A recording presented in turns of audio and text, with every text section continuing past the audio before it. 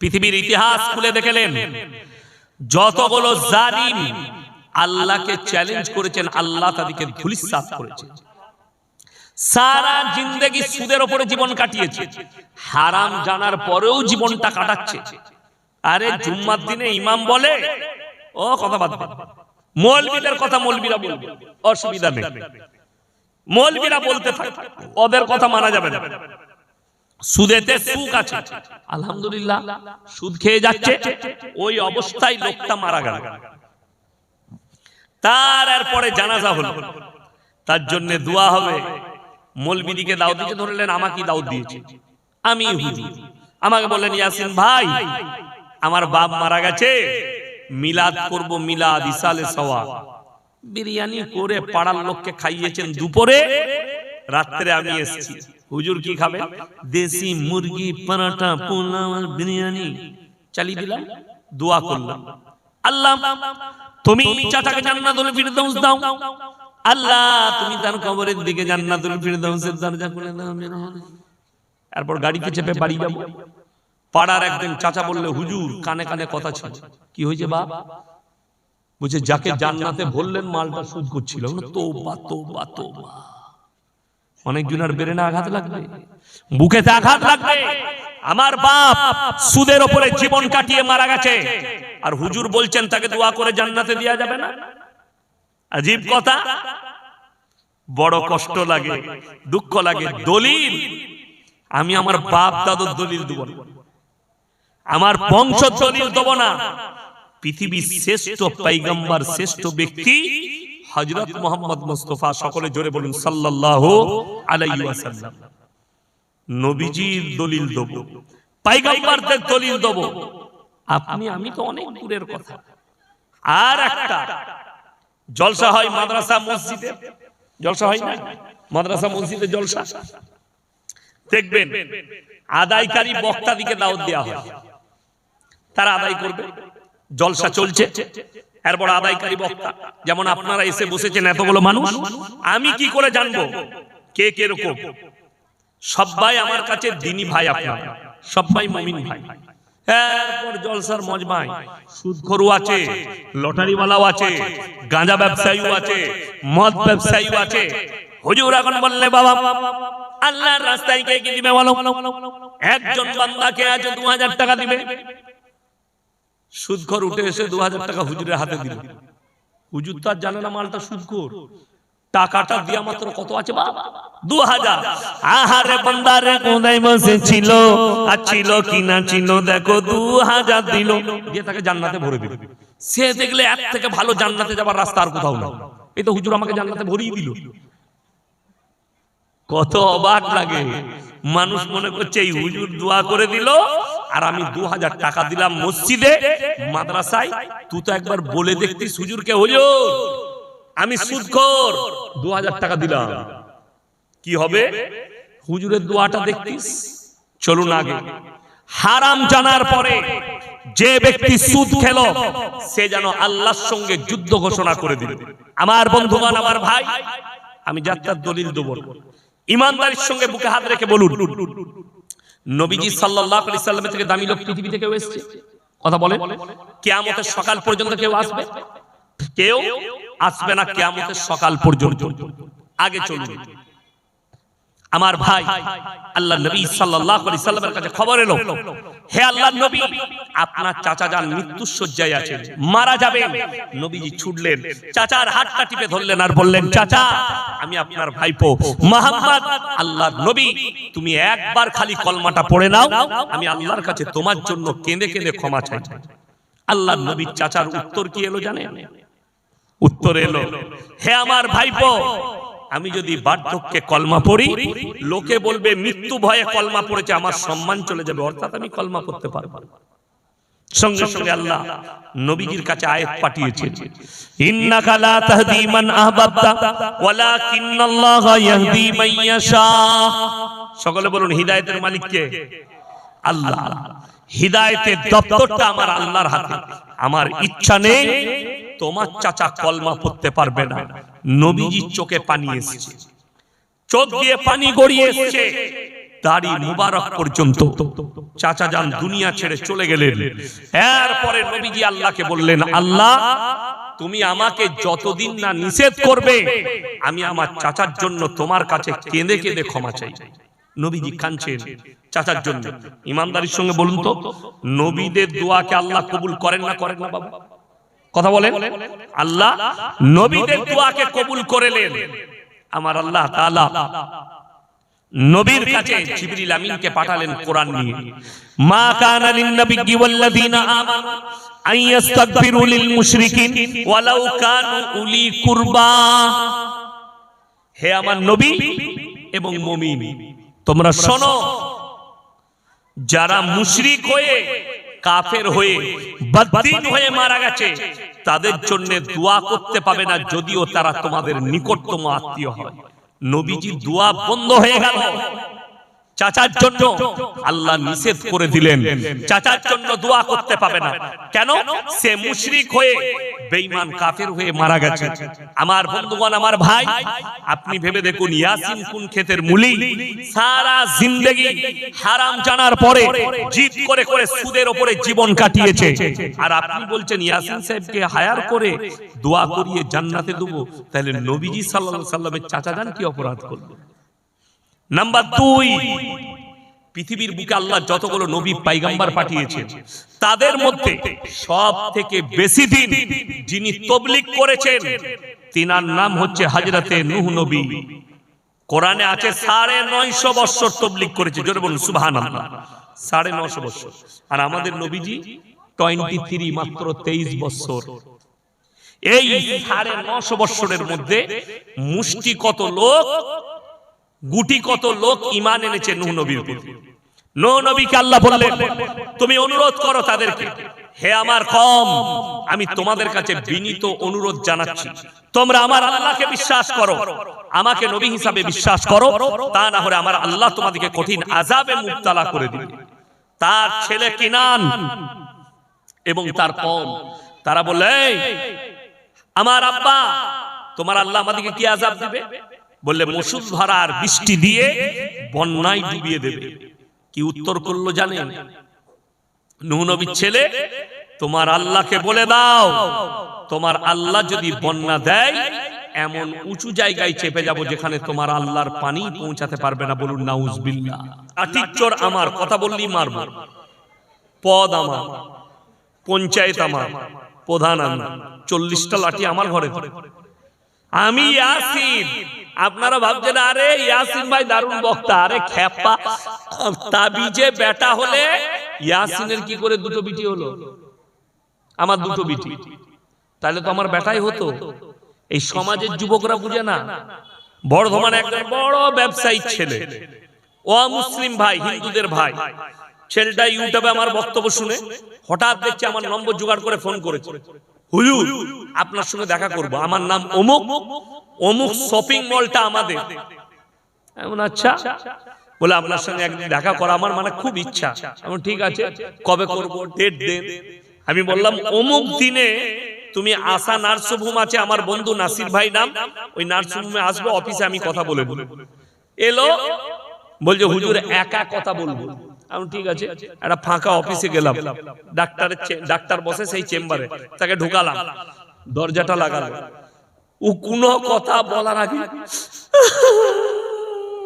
আমরা কাঁদছিস কেন, বল কি হয়েছে?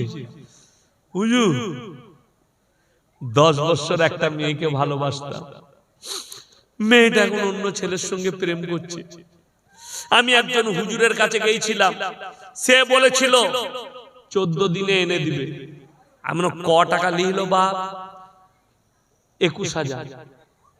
আমরা 21,000 টাকা এনে দেবো বলেছে। আমরা কত দূর পড়াশোনা করেছিস? ও বললে MA পাস। আমরা ফালতু পড়েছিস তুই, ফালতু, আবার 1 এ ভর্তি হবে। বলে কেন? আমরা খেপা, 21,000 টাকায় যদি মেয়েটা এনে দিতে পারবে হুজুর, তো তোর কাছে আসবে না কেন? সে তো তার কাছে যাবে। পৃথিবীতে এরকম বোকা লোক কেউ আছে? আপনি বলুন তো। আর তাবিজে মেয়ে পাওয়া গেলে কে কি করতো জানি না, আমি আগে নায়িকাগুলোকে, যে কোনো একটা নায়িকাকে টেনে নিতাম তাবিজ মেরে। বড় কষ্ট লাগে। যদি বলেন কোরআনের দলিল দেন, যারা বলছে আমার তাবিজে বেটা ছেলে হয়, যারা বলছে আমার তাবিজে ছেলে হয়, সূরা আল ইমরান 3 পারা প্রথম পৃষ্ঠা, তাদের কানটা মুচুড়ে খুলে কোরআনটা দেখাও। ওয়াল্লাযী ইউসাউবিরুকুম ফিল আরহামি কাইফা ইয়াশা লা ইলাহা ইল্লা হুয়াল আজিজুল হাকীম। হে আমার নবী বলো, মায়ের গর্ভে আমি আল্লাহ বাচ্চা দান করি, আমার ইচ্ছা মতো, আমি কারো পরামর্শে কাজ করি না। জোরে বলুন সুবহানাল্লাহ। এটা আল্লাহ নিজে বললেন, আমি কারো পরামর্শে কাজ করি না। আর সে কি করে তাবিজে ছেলে করে দিবে? বড় কষ্ট লাগে, দুঃখ লাগে মায়েদের প্রতি।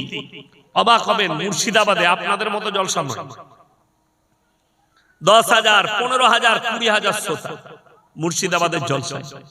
রেজিনগর বলে একটা জায়গা আছে, আপনি যদি বারাসাত রোড ধরেন, ঠিক পলাশির পরে পড়বে রেজিনগর। ওখানে এক জায়গায় জলসায় গেলাম, অনেক শ্রোতা, একজন মা, একজন বোন এসে প্রশ্ন পাঠিয়ে দিল, কি হুজুর আমাদের এখানে মেয়েরা বলছে, ফতোয়া দিচ্ছে, আমাবস্যার রাতে কি বিয়ে করা যাবে না? আমি বললাম মোটেই করবি না, কালো ছেলে হবে। কি বলবো? হাদিসে নাই, কোরআনে নাই। ফতোয়া কার? না খালার, না হলে ফুপুর। সমাজ তো শেষ হলো মেয়েদের ফতোয়াতে, আমাদের ফতোয়া চলে না। তো ইমামকে আমাদেরকে আপনারা দুটো কাজে রেখেছেন, হলে আর মলে। হয়েছে কানে আজান দেন, মরেছে জানাজা পড়ে দাও। বলে বাকি সব খালার হাদিস আর দাদির হাদিস আছে। দক্ষিণ 24 পরগনায় এক জায়গায় গেলাম, ডায়মন্ডের কাছাকাছি হবে, কোন গ্রামটা মনে নেই। ওই গত বছরে ঈদের পরে, এই বছর ঈদের পরে, তো সেখানে আমার কাছে কাগজ এলো যে আমাদের গ্রামে লোক মারা গেলে 9টা রুটি করে 9টা বাড়িতে দেওয়া হয়। যতক্ষণ পর্যন্ত রুটিগুলো না খাওয়া হয়, বলছে তার আত্মার শান্তি হয় না। ফতোয়া কার? না ওয়ান নানি, না হলে দাদির। এই মৌলবীদিকে জিজ্ঞেস করুন কোথায় পড়েছে, আপনি পড়েছেন কোথায় এরকম? আমরা জীবনে পড়ি না। ফতোয়া হচ্ছে দাদি, হাদিসুন নিসা। আর এতই সমাজ শেষ হলো। তা না হলে মেয়েদের আকীদা কি এরকম মুসলমানের হতে পারে যে বিয়েতে দেখাশোনা হলে জেলেবি দিতে নাই, বিয়ে ভেঙে যাবে? আমি চিন্তা করলাম, আল্লাহ বিয়ে জেলেবিতে কি করে ভাঙবে? ওই যে প্যাঁচ লাগানো আছে, জেলেবিতে প্যাঁচ থাকে না? থাকে না। মেয়েদের হাদিস হচ্ছে বিয়েতে দেখাশোনা হলে ছেলে মেয়ের জেলেবি দিও না, বিয়ে ভেঙে যাবে। আমি বললাম ওই জেলেবি দিলে যদি বিয়ে ভেঙে যায়, প্যাঁচ লেগে যায়, তাইলে যে জেলেবি তৈরি করছে তার বেটা বেটি তো জীবনে বিয়ে হবে না, সে তো প্যাঁচ মেরিয়ে গেছে। এদের ফতোয়া মোতাবেক আমার জানা না। নাউজুবিল্লাহ। এইগুলো হচ্ছে শিরক, আল্লাহকে বাদ দিয়ে তার বস্তুর উপরে বিশ্বাস যে এই জেলেবির দ্বারা বিয়ে ভেঙে যেতে পারে, এই জেলেবির দ্বারা বিয়ে ভেঙে যাবে। এই বিশ্বাসটার নামই হচ্ছে শিরক। আল্লাহর সৃষ্টির উপরে বিশ্বাস রাখা, আল্লাহর উপরে বিশ্বাস রাখতে হবে। জড়ি লাগানে ওয়ালা আল্লাহ, বিয়ে করানে ওয়ালা আল্লাহ, আর বিয়েটা ভাঙার দায়িত্বও কার? আমার আল্লাহ। যদি না চাই হবে না। আমি আপনাকে প্রমাণ দেবো, মোবাইলে এখনো খুঁজে পাবেন, ইউটিউব ফেসবুকে খুঁজলে। আমার বর্ধমান জেলায় বিয়ের মঞ্চ এরকম প্যান্ডেল, খাওয়া দাওয়া চলছে, এক মাল বেশি মাংস খায়, মাংস কম দিয়েছে, যে দিচ্ছিল তার সাথে মারামারি, মারামারি তো মারামারি, বাঁশ বাঁশ বাঁশ তো বাঁশ, প্যান্ডেল ভেঙে গেল, দুই দলের মারামারি, বিয়েটা ভেঙে গেল। একদম হাকিকাত সত্য ঘটনা বলছি, এটা মিথ্যা বানানো নয়। আমি গ্রামের নাম কেন বলছি না, তারা কষ্ট পাবে। আমার বর্ধমান জেলার মানুষ বলবে হুজুর আমাদের গ্রামের নামের বদনাম করেছে। আপনারা মোবাইলে খুঁজে দেখলেন, পেয়ে যাবেন একদম সত্য ঘটনা, মিথ্যা বানানো গল্প বলিনি এটা আমি। তাহলে এখানে ভাবতে হবে, তকদিরে ওই প্যান্ডেলের মাংস খাওয়া পর্যন্তই তাদের বিয়েটা ছিল, নিকাহ পড়ানো হয়নি, তার আগে বিয়ে ভেঙে গেল। তাহলে আপনি কি বলবেন? আমার গ্রামে তো আমি কোনো বেশিরভাগ বিয়ে ঘরে আমি খেতে যাই না। আমাকে একজন বলল, দূর সম্পর্ক আত্মীয়, হুজুর আমার বেটার বিয়ে আপনার গ্রামে ঠিক করেছি, তো আপনাকে একটু আসতে হবে দিন ঠিক করতে। আমরা যাব, আসরের পরে যাব। গেছি। আমাদের বাঙালিদের একটা নিয়ম আছে, নাস্তা করতে দিলে চা বিস্কুট চানাচুর, তার সঙ্গে ডিম সিদ্ধও দিই আমরা, দেই না মেহমানকে ডিম সিদ্ধ? চা দিয়েছে, পাপড় দিয়েছে, বিস্কুট দিয়েছে, চানাচুর দিয়েছে, ডিম সিদ্ধ দেয়নি। আর আমি একটু ডিম পছন্দ করি। যাই হোক, আমি মনে মনে চিন্তা করলাম, আল্লাহ ডিম কিনতে পারেনি না, পয়সা নেই না, ফুরিয়ে গেছে, ও দেয়নি, যা হয়েছে হয়েছে, গেল। এরপর আমাকে বলে হুজুর ডায়েরি খুলুন। আমি ডায়েরি খুললাম, হুজুর আপনি কবে থাকতে পারবেন সেই দিনে ডেট করুন। আমি বললাম বাবা আমার কাছে জলসা আছে, ফাল্গুন মাসের প্রথম শনিবার বিয়ে, রবিবার অলিমা। ছেলের বাপ বলছে আমি বাইরে থেকে আসি। ও বাইরে গিয়ে একজনকে ফোন লাগাইছে। বাইরে যে ফোনটা কাকে লাগাইছে জানেন? মুফতি সাহেবকে, বড় মুফতি সাহেবকে, তার বউ। ওর থেকে বড় মুফতি তো কেউ নাই। তাকে ফোন লাগাইছে, হ্যালো হুজুর বলছে শনিবার বিয়ে, আর ওই দিক থেকে মুফতি সাহেব ফতোয়া দিচ্ছেন না শনিবার বিয়ে দিলে শনি লেগে যাবে, যা বুঝে করগা। ফতোয়া কার? ওর মায়ের নাহলে ওর দাদি। আমাকে এসে বলছে হুজুর শনিবার হবে না। কেন? যে আমার বউ বলছে শনি লেগে যাবে। আমরা তাহলে তুই যে বারে পারবি কর। বলে সোমবার বিয়ে, মঙ্গলবার অলিমা। আমাদের মৌলবীদের কথা চললো না সমাজে, ওরটাই হলো। আমি মাগরিবের নামাজে দোয়া করলাম, আল্লাহ তুমি ওর বেটার বিয়েটা ভেঙে দাও যদি ভালো চাও। আল্লাহর কসম এই দোয়া করেছি। আল্লাহ আমার দোয়াকে কি কবুল করবে না? আমি আল্লাহকে বললাম, আল্লাহ যারা আলেমদেরকে তোহিন করে, যারা তোমাকে বিশ্বাস করে না, তোমার সৃষ্টি দিনকে বিশ্বাস করে, আল্লাহ তুমি এই বিয়েকে ভেঙে দাও যদি ভালো চাও, মঙ্গল চাও। ঠিক 20-25 দিন পর আমাকে ফোন করছে, হুজুর বিয়েটা ভেঙে যাবে। তোর বউকে জিজ্ঞেস কর শনিটা কি করে লাগলো, এটা তো সোমবার। কথাটা বুঝতে পারেননি? এটা সোমবার, শনি লাগলো কি করে? আমি তাদেরকে বললাম, শোনো, আল্লাহ দিনের প্রতি বিশ্বাস করা মারাত্মক শিরক। যে দিনটা তোমার সুবিধা হবে বিয়ে দাও। যদি মনে হয় আমার ছেলে সৌদিতে থাকে, আমার ছেলে মুম্বাইয়ে থাকে, আমার সন্তান এসছে ঈদের নামাজ পড়ে তারপরের দিনে চলে যাবে, তার বিয়েটা পড়াতে হবে, আপনি ঈদের নামাজ পড়ে, জোহরের নামাজ পড়ে ইমামকে ডেকে বিয়ে পড়িয়ে দেন, কোনো অসুবিধা নাই। যদি কোনো মৌলবি বলে দেয় যে ঈদের দিনে বিয়ে পড়ানো যাবে না, আমি আর সমাজের জীবনে কথা রাখবো না। ঈদের দিনেও বিয়ে পড়ানো যাবে, কুরবানির দিনেও বিয়ে পড়ানো যাবে। কিছু কিছু নেমো খারাপ ফতোয়া দিচ্ছে, খালার আর কুকুর ফতোয়া, মুহররমের চাঁদে বিয়ে দিতে নাই। তুই আগে মার খাবি কবরে, আর তোর খালা তো খাবি খাবি। কে বললো মুহররমের চাঁদে বিয়ে দিতে নাই? যে বলবে মুহররমের চাঁদে বিয়ে দিতে নাই, এটা গুনাহে কবিরা হবে, শিরকের পাপ হবে।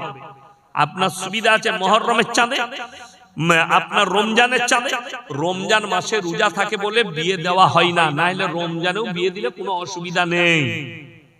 কথা বুঝতে পেরেছেন না? পারেন কেন?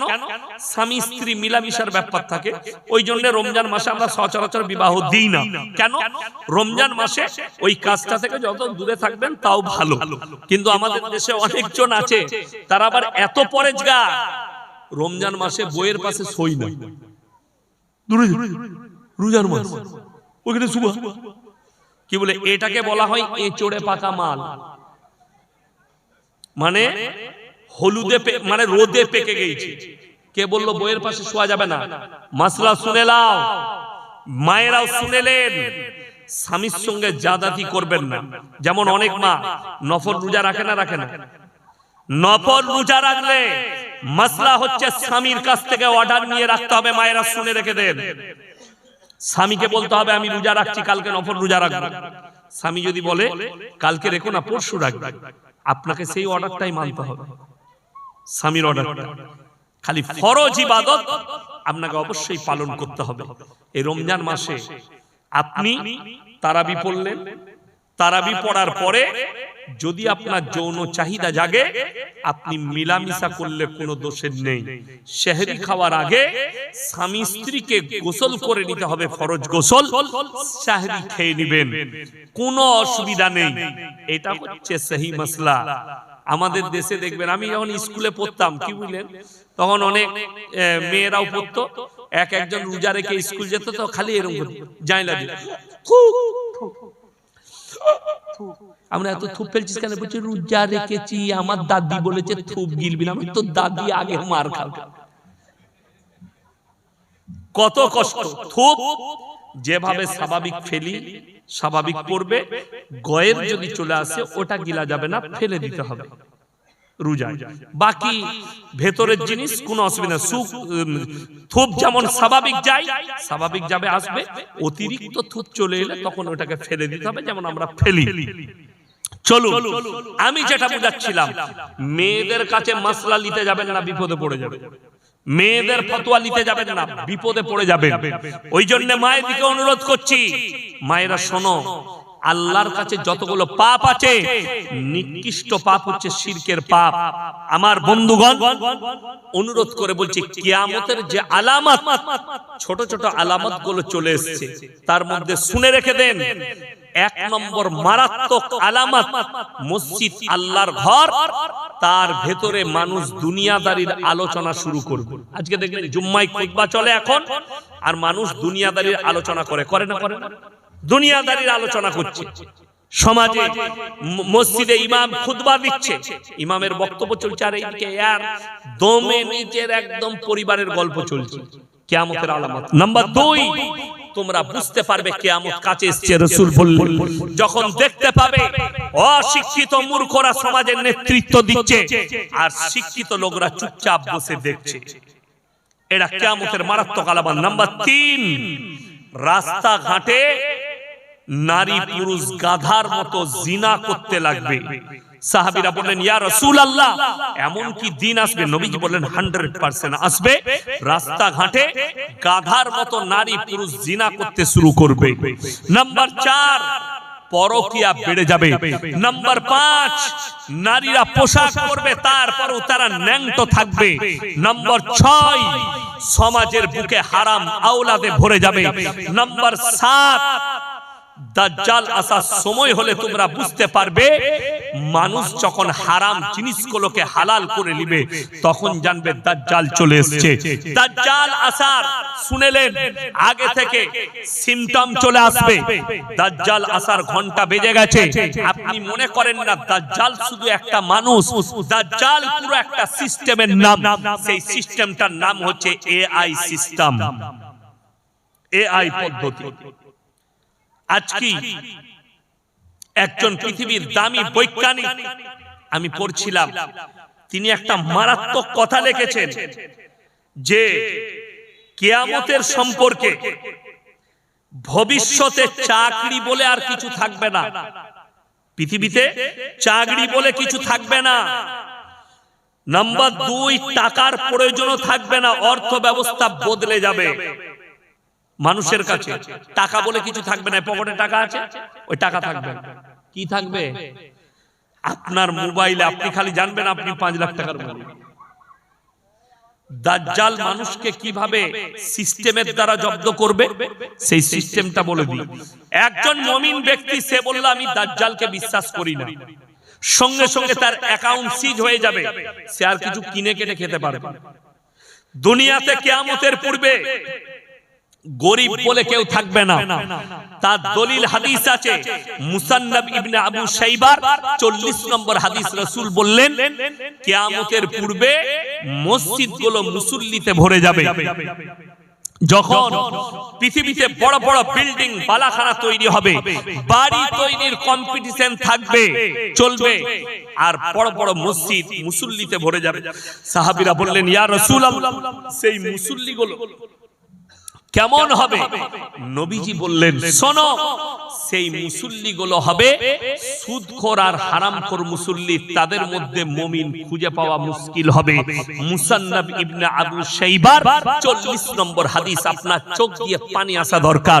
আল্লাহ নবী সাল্লাল্লাহু আলাইহি সাল্লামকে আল্লাহ বললেন, দ্বিতীয় নম্বর আল্লাহর কাছে মারাত্মক নিকৃষ্ট পাপ, সেটা হচ্ছে ওয়ালা তাকরাবুজ জিনা ইন্নাহু কানা ফাহিশা ওয়া সাআস সাবিলা। ব্যভিচার করা অনেক দূরের কথা, যে রাস্তায় ব্যভিচার হয় সেই রাস্তার ধারে পাশে তোমরা যাতায়াত করবে না। সেই রাস্তাটা কেমন বলে দিই। ইসলাম ইজ দা সেফটি। অনেকদিন আগে, আজ থেকে 7 বছর আগে, লন্ডনের সুপ্রিম কোর্টে একটা ঘটনা ঘটেছিল। বাপ আর বিটি তারা দুজন একে অপরকে বিবাহ করতে চেয়েছে, তাদের কেস গেছে কোর্টে। জজ দাঁড় করিয়ে বাপকে জিজ্ঞেস করেছে, তুমি তোমার নিজস্ব জন্মদাতা মেয়েকে কেন বিবাহ করতে চাও? আলহামদুলিল্লাহ, সে বলল, এর মা যখন আমার স্ত্রী মারা যায়, এই মেয়েকে আমি আমার কাছে শুইয়ে মানুষ করেছি। বাপ আর বিটি এক কাছে শুতে শুতে কখন যে শারীরিক সম্বন্ধ হয়ে গেছে আমরা বুঝতেই পারিনি। বলুন নাউজুবিল্লাহ। ইসলাম ইজ দা সেফটি। এই জন্য কোন মেয়ের বয়স যখন 7 বছর হবে, তার বাপের উচিত তার বাপের কাছ থেকে মেয়ের বিছানা আলাদা করে দিতে হবে। মেয়েকে যতই তুমি মহব্বত করো, বিছানা আলাদা। ছেলের বয়স যদি 7 বছর হয়, মা যতই সন্তানকে ভালোবাসুক, তার কাছ থেকে বিছানা আলাদা করে দিতে হবে। এইটাই হচ্ছে ইসলাম। আমার বন্ধুগণ, খুব ভালো করে বুঝবেন। আজকে বড় দুঃখ লাগে, রাস্তাঘাটে আমরা দেখলাম 25শে ডিসেম্বর পেরিয়ে গেল, হাজার হাজার মুসলিম যুবক তারা গিয়ে মেরি ক্রিসমাস পালন করেছে। পাক সার্কাসে গিয়ে, ধর্মতলায় গিয়ে, বারাসাতে গিয়ে অনেক মুসলিম যুবক যুবতী তারা মেরি ক্রিসমাস পালন করেছে। যে মুসলিম যুবক, যে মুসলিম যুবতী যারা বলেছে যে মেরি ক্রিসমাস বলা যাবে, অসুবিধা নেই, তারা শোনো, মেরি ক্রিসমাস বলা মানে আপনি বিশ্বাস করলেন, আকীদা আনলেন, এই 25শে ডিসেম্বর আল্লাহ তাআলা ছেলে জন্ম দিয়েছে। বলুন নাউজুবিল্লাহ। আল্লাহর উপরে খ্রিস্টানদের তহমত হচ্ছে আল্লাহ ছেলে জন্ম দিয়েছে, ঈসা মাসিহকে জন্ম দিয়েছে। জোরে বলুন নাউজুবিল্লাহ। এটা আল্লাহর উপরে তহমত। খ্রিস্টানদের ঈমান ততদিন ছিল যতদিন পর্যন্ত ঈসা মাসিহকে নবী বলে বিশ্বাস করেছে। যেদিনে তাদের পণ্ডিতরা বলল ঈসা মাসিহকে যখন আল্লাহ তুলে নিয়েছে, ওটা আল্লাহর বেটা আর মরিয়মের কোনো স্ত্রী ছিল না। এখন যদি বলেন মরিয়ম সম্পর্কে কোরআনে কিছু আছে, সূরা মারইয়াম পুরো একটা সূরা আল্লাহ অবতীর্ণ করেছে। কাদের জন্য? পৃথিবীর মানুষ যেন মরিয়মকে খারাপ চোখে না দেখে, তার উপরে তহমত না দেয়। ওই জন্য কোরআনে আছে, ওয়াজকুর ফিল কিতাবি মারইয়াম ইদিন তাবাদাত মিন আহলিহা মাকানান শারকিয়া ফাত্তাখাযাত মিন দুনিহিম হিজাবান ফারসালনা ইলাইহা রূহানা ফাতামাসসালা লাহা বাশারান সাবিয়্যা। মরিয়ম যখন নিজেকে নিজের পরিবারের কাছ থেকে পূর্ব দিকে এক ঘরের মধ্যে নিজেকে এক স্থানে বন্দী করে নিল। বন্দী মানে চারিদিকে ঘেরা বাড়ি, তার ভেতরে নিজেকে পর্দা করে নিল। আল্লাহ কোরআনে পরের আয়াতে বললেন, আমি আমার ফেরেশতা জিবরিল আমিনকে মানুষ রূপে প্রেরণ করলাম তার গৃহে। তুমি যাও আর গিয়ে মরিয়মকে সুসংবাদ দাও যে তার গর্ভে আমি আল্লাহ তাআলা আমার একজন নবীকে প্রেরণ করতে চাই। এখান থেকে পৃথিবীর মানুষের দুটো শিক্ষা। এক হচ্ছে আল্লাহ তাআলা যেটা ইচ্ছা করেন সেটাই করতে পারেন। পারেন না? পারেন না, আল্লাহর ইচ্ছা। নাম্বার 2, তোমরা ভাবো না আমি পৃথিবীর নিজামাত শুরু করেছি, চালু করেছি, স্বামী স্ত্রী মিলনের মাধ্যম দিয়ে বাচ্চা তৈরি হবে। ঠিক কি না? স্বামী স্ত্রী মিলনের মাধ্যম দিয়ে বাচ্চা। আল্লাহ তাআলা বললেন, আমি আল্লাহ যদি ইচ্ছা করতাম বাপের প্রয়োজন হতো না, আমি আল্লাহ বিনা বাপেও বাচ্চা দান করতে পারি। জোরে বলুন সুবহানাল্লাহ। তার দলিল হচ্ছেন হযরতে ঈসা মাসিহ, তার দলিল হচ্ছেন হযরতে ঈসা নবী। এরা বলে মেরি ক্রিসমাস, এরা হযরতে ঈসা মাসিহকে কি ভাবছে? আল্লাহর বেটা, যার কারণে এদের ঈমান চলে গেছে। আর কোরআনে আছে সূরা ফাতিহার একবারই শেষ আয়াত, গায়রিল মাগযুবি আলাইহিম ওয়ালাদ দাল্লিন। মাগযুম মানে ইহুদি আর দাল্লিন মানে নাসারা। এই দুটো দলই পদভ্রষ্ট, আর এদের যারা অনুসারী হবে তারাও পদভ্রষ্ট হয়ে যাবে। অর্থাৎ 25শে ডিসেম্বর উপলক্ষে কোন অনুষ্ঠান শরীয়তে জায়েজ নেই। 25শে ডিসেম্বর উপলক্ষে কেক কিনে খাওয়া হারাম, খেতে পাবেন না। পহেলা জানুয়ারি হাজার হাজার মুসলিম যুবক যুবতী তারা ফিস্ট করতে যাচ্ছে, পিকনিক গাড়ি ভাড়া করে জানুয়ারি মাসে পিকনিক করতে যাচ্ছে। আপনারা ইমানদারির সঙ্গে বলুন না, যদি গাড়ি ভাড়া করে ডিজে বাজিয়ে যদি পিকনিক করা যায় যেত, আমাদের মৌলবীদের জীবনে কোনো শখ নেই? কথা বলে না, আছে না নেই? আমি ইয়াসিন, আমিও তো আমার পরিবারকে নিয়ে পিকনিক করতে যেতাম। এই মৌলবী এও তো পিকনিক করতে যেত, কিন্তু আশ্চর্যের বিষয় হারাম হওয়ার কারণে আমরা তো যেতে পারি না। ইসলামে গান বাজনা হারাম। আজকে হাজার হাজার মুসলমান নিজের ছেলে মেয়ের বিয়ে দিচ্ছে, সেই বিয়েতে অবাধে গান বাজনা চলছে। ঠিক বললাম না? আপনাদের এখানে হয় না? গান বাজনা হয়? আগে খুব হতো। ইমাম সাহেব বলছেন এখন কমেছে, আলহামদুলিল্লাহ। আল্লাহ ইমাম সাহেবের হায়াতে বরকত দেখ এবং উনার মেহনতকে আল্লাহ কবুল করুক, বলুন আমিন। দেখুন, গান বাজনা জায়েজ নেই। কেন জায়েজ নেই? আল্লাহ রাসূল হাদিস বর্ণনা করলেন, আল গিনাউ মিন মাজামিনিশ শাইতান, গান হচ্ছে শয়তানের বাঁশি। কিয়ামতের দিনে তাদের কানে বজ্রের আওয়াজ দেওয়া হবে। এই যে আমি আয়াত শোনালাম, আপনারা কি মনে করছেন জিনা মানে শারীরিক সম্পর্কটাই জিনা? শুধু না, হাতের জিনা, চোখের জিনা, নফসের জিনা, পায়ের জিনা, কানের জিনা, মুখের জিনা।